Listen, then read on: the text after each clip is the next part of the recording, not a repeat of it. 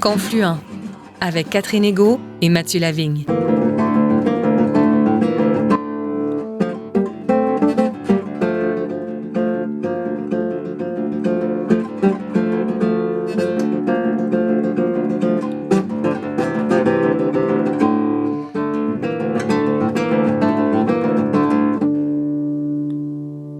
Bonjour à toutes et à tous, ici Mathieu Lavigne au micro. Merci d'être là pour un autre épisode de Confluent, votre émission qui donne la parole aux premiers peuples et à leurs alliés. C'est un plaisir que de vous retrouver et de retrouver ma collègue Catherine Égaud. Bonjour Catherine. Bonjour Mathieu. Alors Catherine, cette semaine à Confluent, nous retrouvons Nicole Obomsawin, anthropologue et muséologue originaire d'Odanak. En effet, Mathieu, Nicole Obomsawin a été directrice du musée des Abénaquis de 1986 à 2006, puis directrice adjointe à la réserve de la biosphère du lac Saint-Pierre.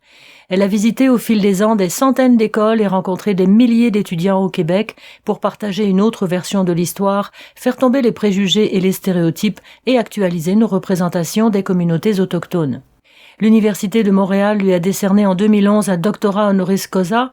Nicole Obomsawin est ainsi devenue la première personne autochtone à recevoir un tel honneur à l'Université de Montréal. Nicole Obomsawin s'est par ailleurs engagée durant 13 ans au sein de Femmes autochtones du Québec. Elle enseigne aujourd'hui au collège Kiyuna, le seul centre d'études collégiales consacré à l'éducation des autochtones au Québec. Le nom traditionnel de Nicole Obomsawin est Nanatassis, ce qui signifie oiseau-mouche en langue abénakise, un nom qui lui a été donné par son grand-père et qui illustre bien le dynamisme de cette femme qui se définit avant tout comme une raconteuse. Dans cette deuxième partie de cette grande entrevue, Nicole Obomsawin revient sur les relations de la communauté abénakise d'Odanak avec l'Église catholique, nous parle de sa spiritualité, au confluent de la spiritualité traditionnelle autochtone et du catholicisme, et nous présente les dimensions essentielles de son engagement politique. Écoutons donc l'anthropologue et conteuse Nicole Obomsawin, interviewée ici par Mathieu Lavigne et Catherine Égaud.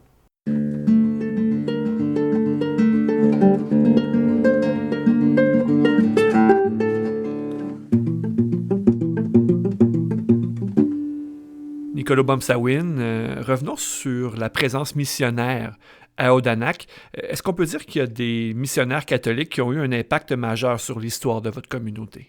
Je vous dirais qu'il y a des missionnaires qui nous ont marqués. Moi, dans mon jeune temps, il y avait un missionnaire qui s'appelait Rémi Dolan, qui est arrivé ici en 1959 et puis qui est mort ici en 1975. On ne trouve plus ça aujourd'hui. C'était un jeune curé, entreprenant. Et puis c'est lui, en fait, qui a dit « Mais vous avez une culture extraordinaire. » Donc lui, il a dit il faut que ça se parle entre, c'est après le concile, là. Il faut que ça se parle entre anglicans, puis c'est vos frères aussi. C'est lui qui a fait une première messe à l'église anglicane avec le ministre. Donc ça, c'était quelque chose de révolutionnaire. Ah oui. 1962, c'était vraiment pour les 100 ans de la mission anglicane. Moi, je me rappelais de mon grand-père qui me disait « Je ne vois pas pourquoi on ne peut pas parler à nos frères qui sont anglicans. C'est nos frères. » Votre grand-père était très Vatican II. Oui, il ne savait pas, mais oui, parce que lui, il disait, je vois pas pourquoi que je leur parlerais pas. Puis lui, il comprenait rien là-dedans, là. Il dit, aimez-vous les uns les autres. C'est la première chose qu'on nous montre. Puis il dit là, on peut pas parler à nos frères qui sont anglicans. Parce que c'est vrai qu'il y avait des gens de sa parenté qui étaient anglicans. Ce missionnaire-là nous a marqués. Par sa présence, puis c'est sous son impulsion aussi qu'il a réuni les aînés, puis qu'il est arrivé le musée. On dit souvent que c'est le fondateur du musée, mais je suis pas sûre qu'il aurait voulu garder ce titre-là. Il voulait que ça soit les Abénaquis, parce qu'il a mis ensemble les Abénaquis, les aînés, pour justement cette idée-là de conserver notre culture matérielle dans un endroit, afin d'éviter que ça parte un peu partout. Puis je peux dire qu'aujourd'hui, l'Église, même si, comme ailleurs, c'est pas tout le monde qui vont aux célébrations, puis c'est beaucoup les personnes âgées, mais il y a quand même des moments forts, les baptêmes, les mariages, les funérailles, qui réunissent tout le monde à l'Église. Et puis les fêtes traditionnelles, par exemple, comme le powwow, qui a maintenu une messe à l'intérieur des événements qui se passent au powwow.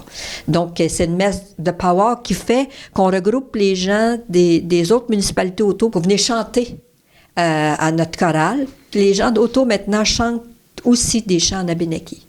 Au niveau de la langue aussi, je pense qu'il y a des dictionnaires, entre autres, qui ont été rédigés par des missionnaires au tout début de la mission. Oui, ça, j'en ai pas parlé, mais ça, c'est quand même quelque chose d'important aujourd'hui, là. Puis ça s'est passé dans les autres communautés aussi, autant chez les Cris que chez les Inuits. Il y a eu des missionnaires qui ont écrit. C'est les premiers qui ont écrit la langue. La langue était seulement parlée, c'est une langue orale. Il reste que c'est des documents importants aujourd'hui qui ont été conservés pour la plupart des manuscrits. Puis nous, on en a un manuscrit ici qui date de 1715, en fait, qui est au musée présentement. Un manuscrit qui est écrit par le père Aubéry, qui était aussi parmi les Abénakis pendant une 50aine d'années. Lui a fait sa marque. Quand il est mort, tout le monde a dit que c'était un Abénaki. Donc, il a écrit ce manuscrit en Abénaki, français, latin. Et puis, aujourd'hui, c'est quelque chose, c'est une référence quand on veut retourner à l'Abénaki qui se parlait à cette époque-là. Puis, il y a eu des manuscrits de cantiques ou d'hymnes religieux qui ont été écrits.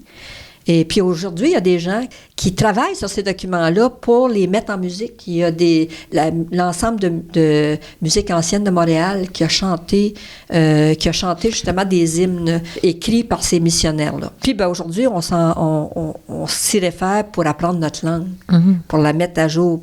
Il y a eu des dictionnaires qui ont été écrits par des chefs au début de 1900. Puis eux, leur volonté, c'était pas vraiment de conserver l'Abénaki. D'ailleurs, la volonté des missionnaires, c'était pas de conserver l'Abénaki non plus, c'était de faire connaître aux autres missionnaires pour qu'ils puissent aller évangéliser d'autres Abénakis. Les chefs, quand ils ont écrit, c'était aussi pour apprendre l'anglais aux Abénakis qui étaient ici, parce que les Abénakis parlaient davantage le français, l'entourage est français. Les autres voyaient qu'il y avait nécessité de parler anglais pour le commerce, entre autres. Et puis, il y a beaucoup d'anthropologues qui se sont penchés là-dessus, ethnolinguistes, pour justement voir les liens que les Abénakis avaient avec les autres nations. Parce qu'il y a des mots qu'on empruntait à d'autres nations qui sont intégrés dans notre langue aujourd'hui. Quand on voit de l'Abénaki écrit, on a toujours un petit sursaut parce qu'il a le chiffre 8 dans l'alphabet. Est-ce que... Comment ça se fait que le chiffre s'est invité dans l'alphabet? Au début, c'est ça, les missionnaires ont écrit souvent nous, on a beaucoup de W. Donc, beaucoup de W dans notre langue, on se sont servis on a essayé de trouver une façon d'imager ça, et puis un autre son qui n'existait pas en langue française, par exemple, un son qui est entre le « an » et le « on ». Donc, c'est pas « on ». Et c'est pas « un », c'est « on ». Donc, ce son-là n'existait pas en français. Donc, ils ont écrit ça, le « o » avec un accent circonflexe. Et puis, à force d'être écrit, c'est devenu un 8. Pour d'autres nations, le 8 va être le W. Et chez nous, souvent, le 8 va être le « on ». Donc, aujourd'hui, on revient au 8 pour ce son-là, parce qu'il n'existe pas en langue française. Il y a un autre son qui n'a pas été noté comme ça, puis qui est perdu. Puis même aujourd'hui, quand on enseigne la langue, on l'oublie. C'est le son. C'est un son qui se rapproche beaucoup du son de la langue arabe. LH. Donc, c'est comme quand on parle d'un oiseau, pas de l'oiseau, le moineau, mais l'ensemble des oiseaux, on va dire lassis, et non pas lassis, lassis. Et ce son-là, maintenant, on met le H pour être capable, mais normalement, il devrait avoir un autre son, une autre lettre ou quelque chose pour indiquer ce son-là. C'était une langue qui n'était pas écrite. Donc, les missionnaires ont fait leur possible pour essayer de retrouver tous les sons. Aujourd'hui, quand on fait des recherches puis qu'on retourne à des anciens documents, on se rend compte qu'il y a des sons qui ont été perdus. Et puis, c'est ça. On essaie de rattraper ça.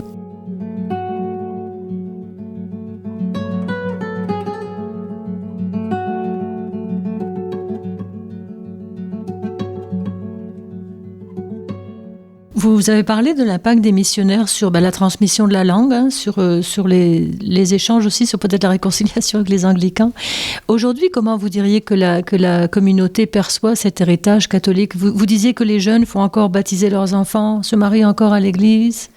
Il y en a aussi qui font d'autres choix, mais je dirais qu'en majorité, les gens puis les funérailles, c'est habituellement, en tout cas, c'est encore un lieu de rassemblement communautaire.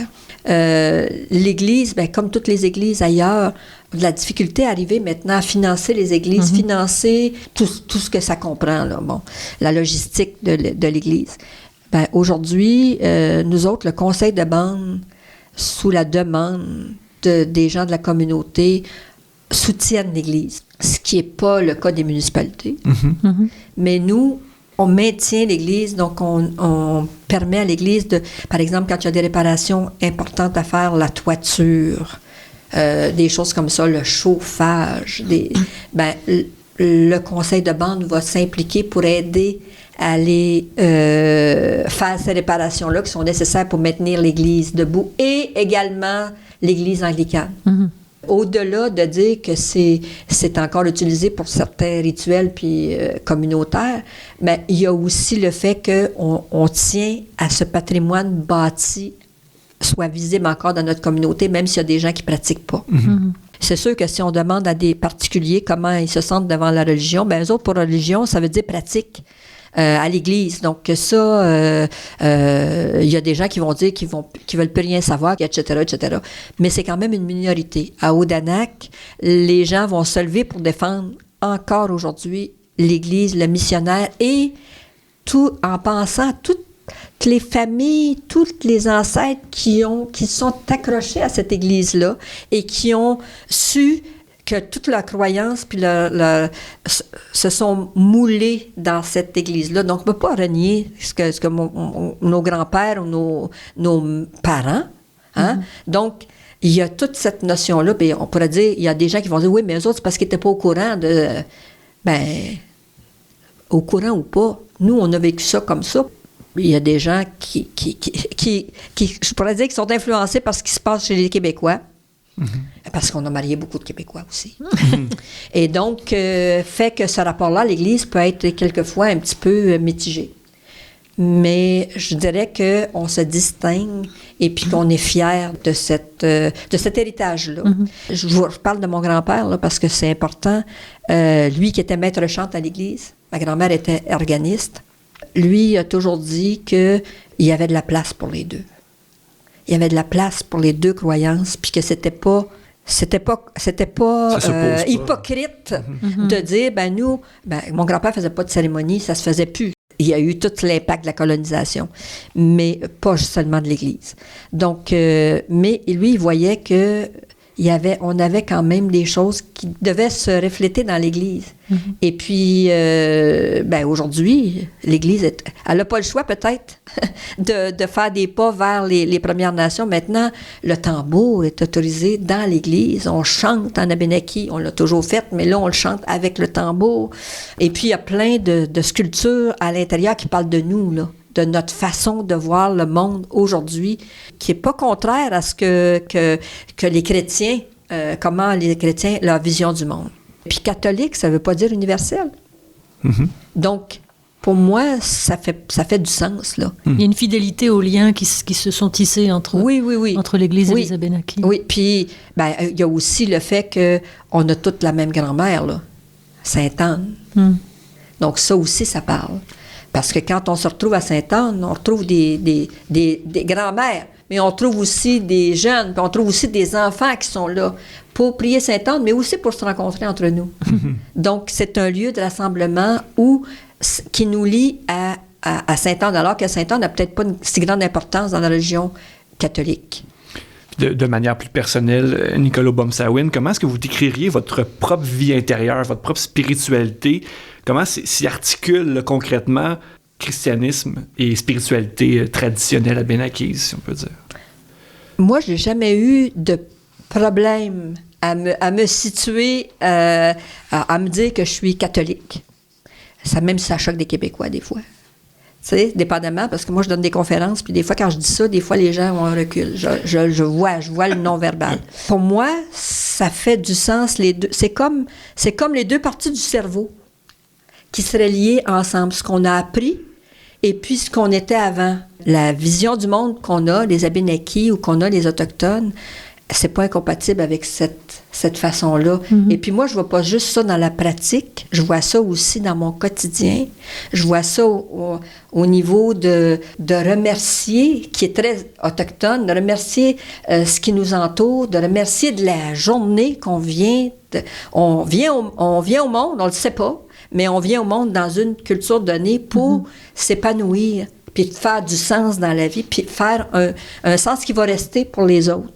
Donc, être fidèle à ça. Moi, je vois pas ça comme incompatible. Je vois ça que tous les jours, je peux vivre ma spiritualité chrétienne et autochtone ensemble dans la rencontre avec les gens.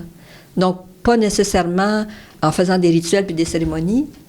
Puis quand je dis ça, c'est pas incompatible avec le fait que moi, je peux faire des rituels autres puis des cérémonies autres, puis je vois juste que ça fait encore plus de sens pour moi. Pour moi, c'est une connexion. Puis je connais pas la Bible tellement. J'ai rencontré des gens qui étaient des biblistes puis qui me disaient « Ah, ben oui, c'est telle affaire, telle connexion. » Moi, je connais pas la Bible comme ça.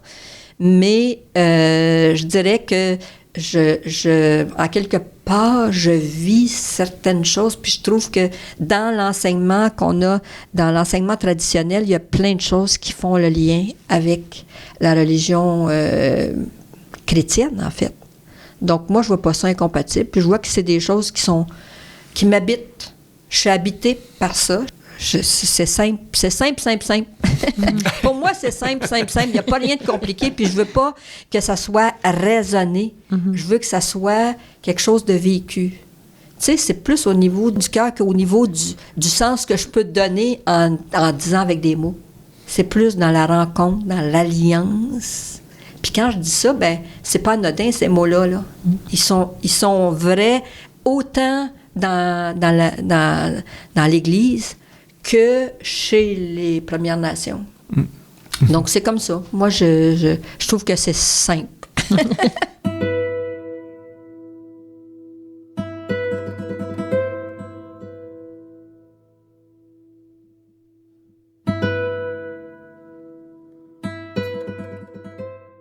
Parlons politique, si vous le voulez bien, Nicole Obomsawin. Vous avez déjà été membre du conseil d'Odanak, ensuite vous n'avez plus été, et là, vous êtes redevenu membre du conseil d'Odanak. Est-ce que vous pouvez nous expliquer pourquoi ce retour en politique et comment votre engagement peut-être a évolué entre ces deux périodes-là? J'ai jamais quitté la politique. J'ai quitté la politique active au sein de mon gouvernement, parce qu'ici, c'est pas le conseil de bande, c'est le gouvernement des Abénakis d'Odanak. Mais j'ai toujours été impliquée. J'étais impliquée avec les femmes autochtones à la défense des droits, beaucoup, avant d'arriver au conseil. C'était un peu mystérieux pour moi, ça, le conseil de bande. Qu'est-ce que c'est exactement? Qu'est-ce qu'ils peuvent faire? Mais je me suis rendu compte que, comme on est 5 membres du conseil, le chef et 4 conseillers, qu'on a beaucoup de pouvoir quand on est élu. Parce qu'une voix sur 4, c'est beaucoup par rapport à une municipalité plus grande ou autre. Donc, je me suis dit, pouvoir et responsabilité en même temps, mais ça me séduisait, cette idée-là, que je pouvais avoir un impact plus grand dans ma communauté en étant membre du conseil. Donc, ça, c'était mon premier tour en 2007-2009. Puis après ça, la population a décidé autrement, puis c'est correct aussi. Et puis, mais c'est ça, j'ai continué à m'impliquer au niveau de l'éducation, au niveau culturel dans ma communauté, même si j'étais plus à la direction du musée. Donc, pour moi, la politique m'a jamais laissé. Je suis toujours restée, puis j'étais au courant. Je participais tout le temps aux réunions du conseil. Donc, j'étais toujours là pour entendre ce que le conseil avait à me dire, puis poser des questions quand je comprenais pas, parce que je me suis dit, je suis pas la seule qui comprend pas. Donc, j'ai toujours été vue comme quelqu'un qui s'implique, même politiquement, dans la communauté. Donc, pour moi, c'est un retour qui allait de soi, parce que, là, j'arrive, je suis plus plus âgée, je suis devenue une aînée dans ma communauté. Et puis, je trouvais que j'avais encore ma place ici, encore de plus en plus, pour justement voir plus loin, voir une vision plus... Et non pas dans le passé, mais dans l'avenir. Et puis, je me suis dit, c'est pas facile avec le conseil de bande. Il y a des cadres, il y a des choses à respecter, mais en même temps, on a un impact. Et puis, je voulais... c'est pas juste moi qui voulais. Dans le fond, il y a des gens qui m'ont demandé si j'étais intéressée à revenir.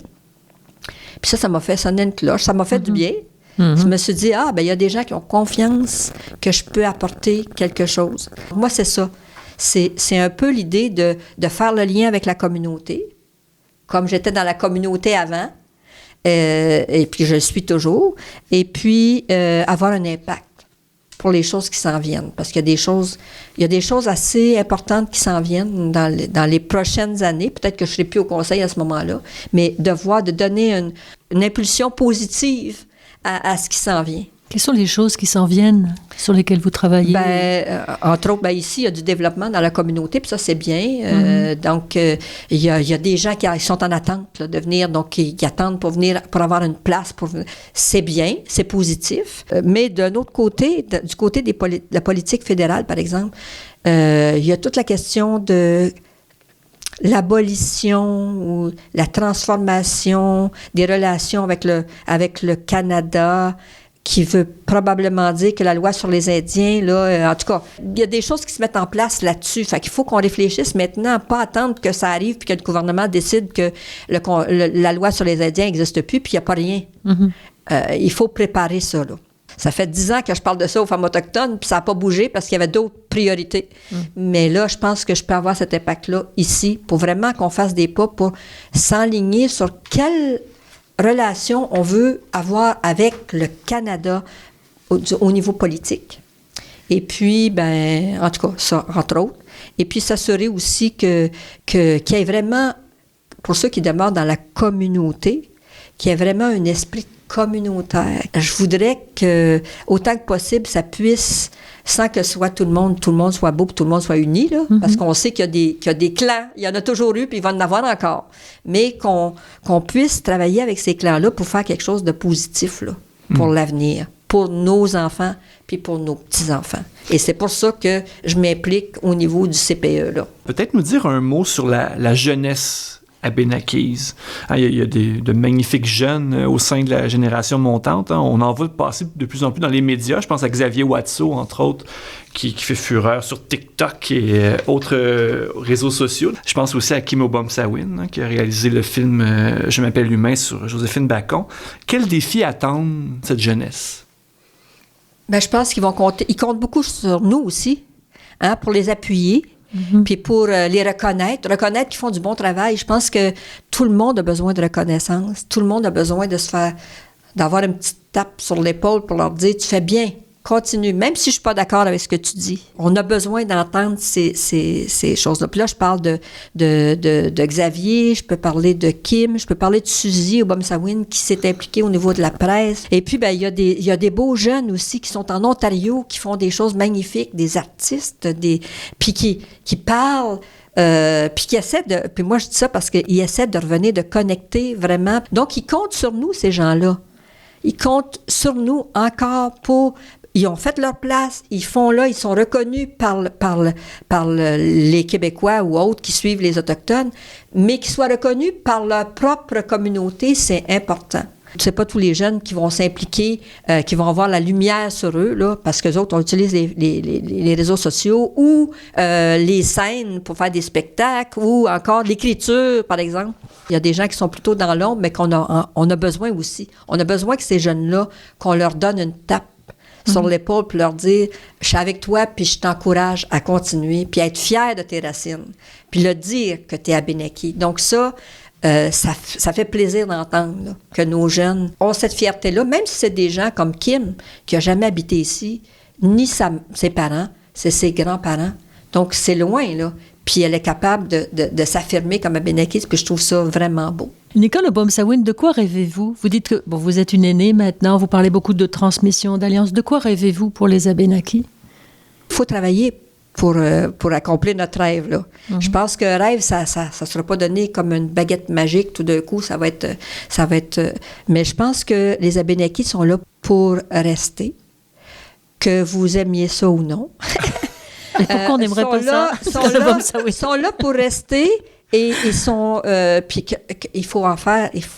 Je pense qu'il faut mettre l'effort pour transmettre à nos plus jeunes, parce que là, on a une jeune génération de jeunes adultes, mais on a des adolescents aussi, puis on a des enfants, puis on a des tout-petits qui arrivent. Donc, je pense qu'il faut travailler à tous les niveaux si on veut que les gens se lèvent puis qu'ils se disent « Oui, moi, je suis fière d'être Abénaki aujourd'hui.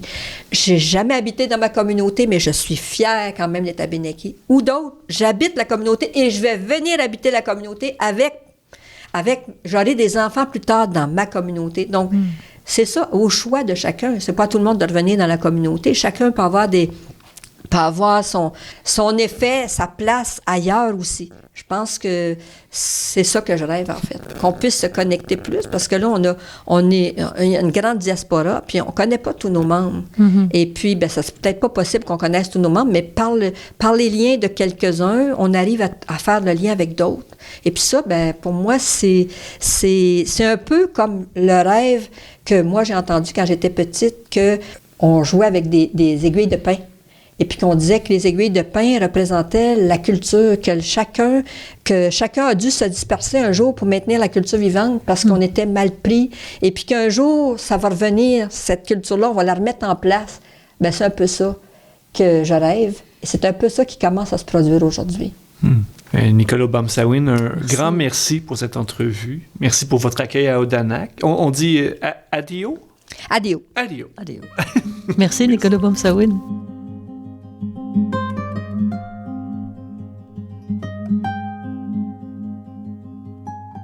C'était donc l'anthropologue et conteuse abénakise Nicole Obom-Sawin que nous remercions chaleureusement de cette entrevue. Merci également à Daniel Fortin à la mise en onde. Nous vous rappelons que l'émission Confluent est portée par Mission Chez Nous. Visitez notre site web au www.missioncheznous.com pour en connaître davantage sur cet organisme de solidarité chrétienne avec les peuples autochtones ou si vous désirez écouter la première partie de cette rencontre avec Nicole Obom-Sawin. Merci Mathieu Lavigne. Merci Catherine Ego. Et merci à vous d'avoir été à l'écoute.